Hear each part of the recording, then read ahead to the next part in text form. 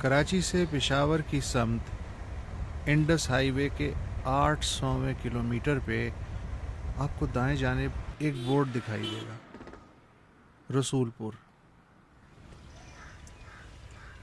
سرسری گزر جائیں تو معمولی سا گاؤں، دھیرے دھیرے دیکھیں تو بہت کچھ عام ڈگر سے ہٹا ہوا۔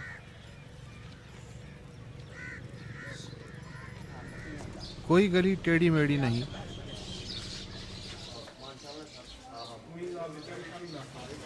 کوئی کوچہ بے نام نہیں۔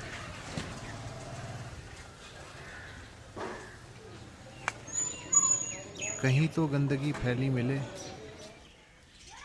مگر بھینسوں کے باڑوں میں بھی نہیں۔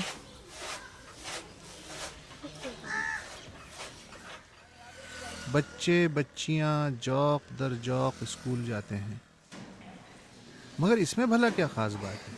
سبھی جگہ بچے اسکول جاتے ہیں، کہیں کم کہیں زیادہ۔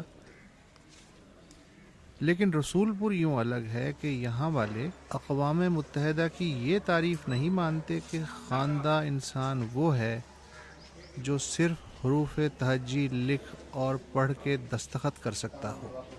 عالمی معیار جو بھی ہو، ہمارے نزدیک یہ معیار ہے کہ کم از کم میٹرک ہونا ضروری ہے۔ اور اگر میٹرک نہیں ہے تو اس کی زندگی عذاب میں؟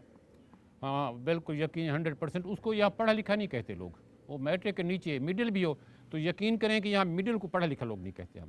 باقی یہ تعلیم کے بارے میں یہ کوئی تصور نہیں ہے کوئی بچہ اسکول نہیں جائے گا، یہ بالکل کوئی کسی خاندان کسی فرد کسی باپ کسی ماں کے ذہن میں نہیں ہے، بچہ آٹومیٹک چلا جاتا ہے اسکول۔ اس گاؤں کی آبادی ان 2000 بلوچ احمدانیوں پہ مشتمل ہے جن کے بزرگوں نے پچھلے 200 برس سیلاب کے ہاتھوں 5 بار ہجرت کی اور پھر 80 برس پہلے اس جگہ آباد ہوئے۔ ہمارا ایک بزرگ گیا تھا دہلی امین آباد، وہاں اس نے اسلامی تعلیم حاصل کی۔ کب کی بات ہے یہ 1821 کی بات ہے۔ ہم سب کاشتکار تھے، جٹ تھے۔ اس نے کہا بھائی تم تعلیم حاصل کرو۔ پھر ہمارے دادے، 3 دادے، وہ 3 گئے تعلیم حاصل کرنے کے لیے۔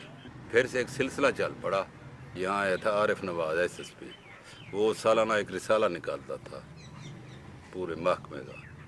اس نے لکھا ہے کہ اس ضلع میں ایک گاؤں ہے رسول پور، جہاں کی بلی بھی گریجویٹ ہے۔ رسول پور بسنے کے 2 برس بعد 1935 میں یہاں لڑکوں اور لڑکیوں کے لیے 2 الگ الگ پرائمری اسکول اپنی مدد آپ کے تحت بنائے گئے۔ تاریخ پیدائش میری ہے 1926۔ میں 5 پڑھی ہوئی ہوں۔ وہ بھی مردوں کے سکول میں میرا امتحان میرے ابا نے دلوایا۔ لڑکیوں کی طرف کوئی بھی توجہ نہیں دیتا تھا، وہ بیچاریاں ایسے بس رول پھیر کے آ جاتی تھی سکول سے۔ پھر جب میں نے پڑھانا شروع کیا تو پھر بہت خوش ہو گئے۔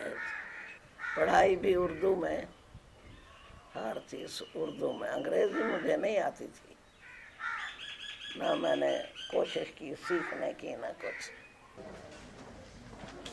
پھر یوں ہوا کہ رسول پور میں طالبات کی تعداد طلباء سے زیادہ ہوتی گئی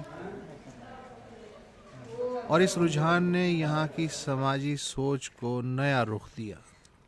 جو فیصلہ مطلب ہوتا تھا اکیلا آدمی کرتا تھا، اب ایسے نہیں ہے۔ گھروں میں عورتوں سے فیصلے بھی پوچھے جاتے ہیں، ان کو ان میں شامل کیا جاتا ہے۔ جو بھی فیصلے کیے جاتے ہیں وہ بھی ہمارے ساتھ شامل ہوتی ہیں۔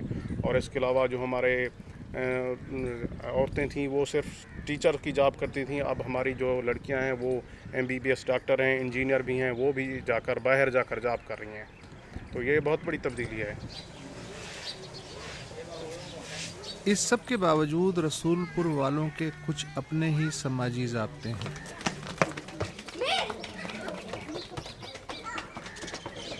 پورا گاؤں نو اسموکنگ ایریا ہے، چائے تک کا کھوکا نہیں، کوئی غیر آدمی یہاں زمین بھی نہیں خرید سکتا۔ اگر وہ زیادہ ریٹ بھی لگائے گا تب بھی نہیں ملے گی اسے۔ اچھا، اگر آپ بھی جائے کسی وجہ سے تو اسے شادی کو میں شریک نہیں کرتے، رجسٹ کریں گے ہر حال میں۔ نئی بھی باہر سے آتا ہے، کپڑے بھی باہر سے استری ہوتے ہیں۔ جو بھی دوسرا آدمی یہاں پر कारोबार किया ना, वो भी कोई, हम उस पर राज़ी नहीं हुए। उसने कोई ना कोई ऐसी गलत काम किए कि हमें उसे उठाना पड़ा। 14 बरस कबल जब मैं पहली दफ़ा रसूलपुर गया तो किसी के पास असलहा नहीं था। अब लोग हथियार रखते तो हैं मगर बिला वजह लहराते नहीं हैं। कितने साल से 1933 से हमारा गांव आबाद है, अब तक हमारे किसी भी गांव के लड़के पर, मर्द पर, औरत पर कोई FIR नहीं है।